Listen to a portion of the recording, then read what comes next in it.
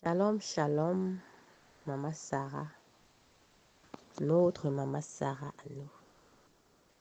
Que la grâce et la paix du Seigneur te soient encore renouvelées ce matin, à toi et à toute ta maison, sur tes enfants, sur ton époux.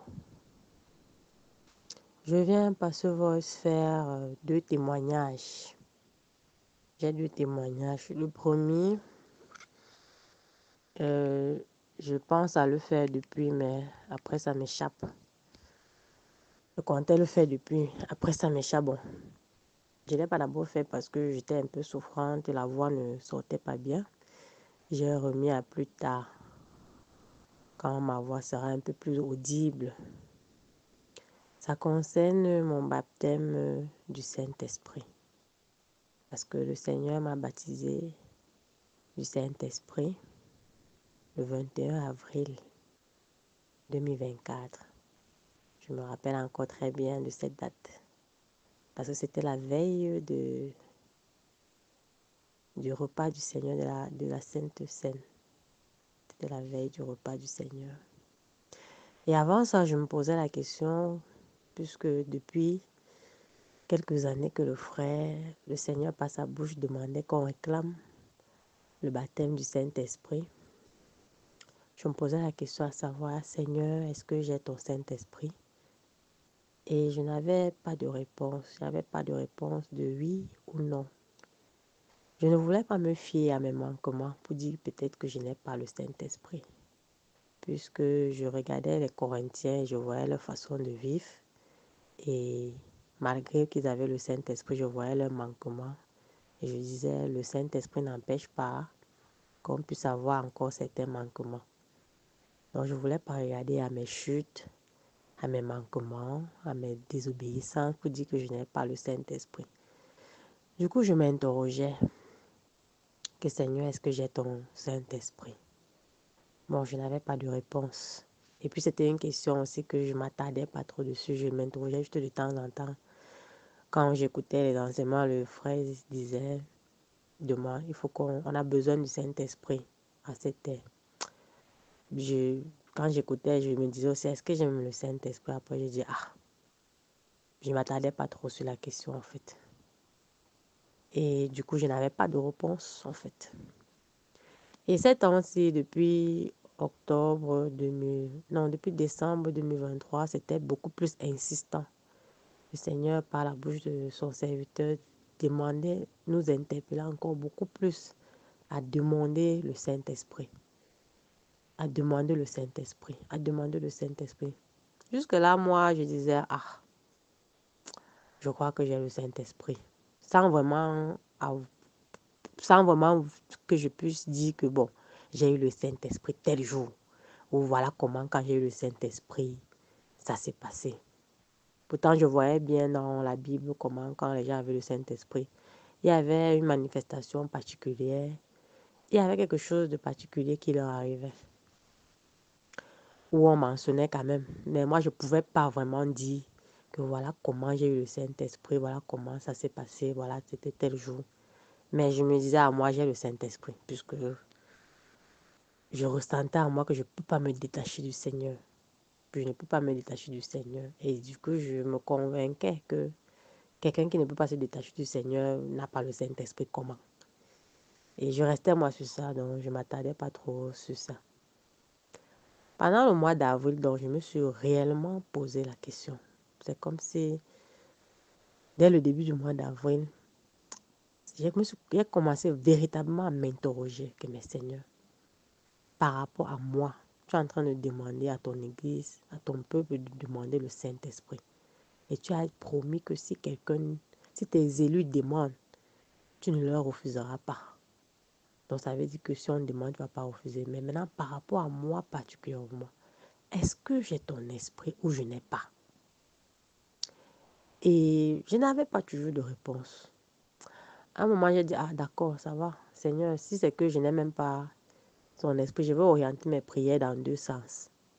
Je vais dire, Seigneur, si je n'ai pas ton esprit, baptise-moi de ton esprit.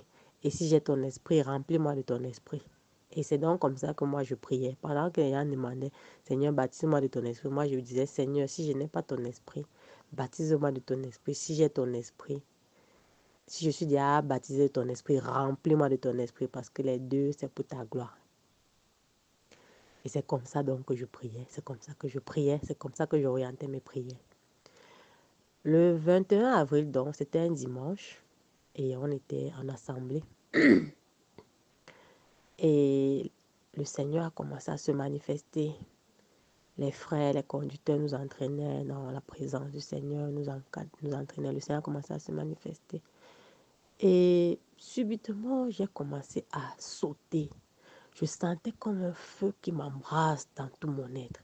J'ai commencé à sauter, à sauter. Je n'arrivais pas à m'arrêter de sauter. J'ai dit, je veux me retenir de sauter. J'ai dit, mais c'est quoi ça de sauter? Je suis seulement en train de sauter, en train de sauter, en train de crier. Bon, pas crier trois autres voix, mais en train de crier, genre, comme si tu veux exploser de l'intérieur. Je commence à sauter, je commence à crier, je saute, je dis, ah! Et je commence à dire que Seigneur, c'est quoi ça? Je m'interroge à moi, je dis que Seigneur, c'est quoi ça? Si c'est le baptême de ton esprit, j'ai vu dans la Bible, j'ai vu dans la Bible comment, quand les gens étaient baptisés, les apôtres leur imposaient les mains. Donc, si c'est le baptême de ton esprit, Seigneur, nous avons les apôtres au milieu de nous dans cette assemblée. Je te prie, je veux que si c'est le baptême de ton esprit, je veux qu'un de tes apôtres vienne m'imposer les mains. Là, je vais confirmer que tu es en train de me baptiser de ton esprit. J'ai prié comme ça et je continuais à ressentir ce que je ressentais. J'essayais de me retenir de sauter, de me retenir de crier, mais je n'arrivais pas. Et peut-être une minute après, je crois, l'apôtre Alphonse s'approche de moi et il m'impose les mains. Il dit que ce feu embrasse tout ton être. Que ce feu embrasse tout ton être, de la plante des pieds jusqu'à ta chevelure. Que ce feu embrasse tout ton être. Il a prié pour moi pendant pratiquement, je peux dire, 5 minutes. Et il est parti. J'ai commencé à rendre grâce au Seigneur. J'ai dit merci Père. Merci Seigneur. Merci parce que maintenant, je peux dire à haute voix et ayant la ferme conviction que je suis baptisé de ton esprit. Je suis baptisé de ton esprit.